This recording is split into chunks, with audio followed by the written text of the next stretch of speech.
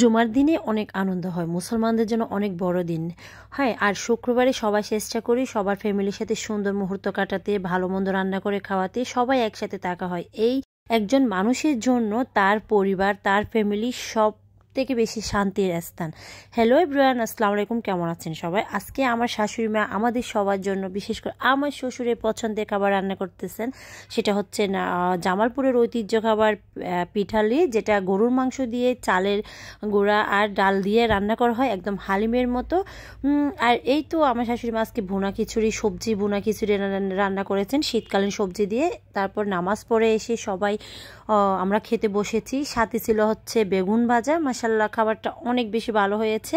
আমরা সবাই চাই সবসময় ফ্যামিলিকে নিয়ে সুখে শান্তিতে ভালো থাকতে। আর আমার সকল প্রবাসী ভিউয়ার্স আপনাদের কষ্ট বুঝতে পারি, আপনারাও যেন আপনাদের ফ্যামিলি নিয়ে ভালো থাকেন। দোয়া করি সবাই যেন সবার ফ্যামিলির সাথে ভালো থাকেন। ভালো থাকবেন সবাই। ধন্যবাদ। আল্লাহ হাফেজ। আসসালামু আলাইকুম।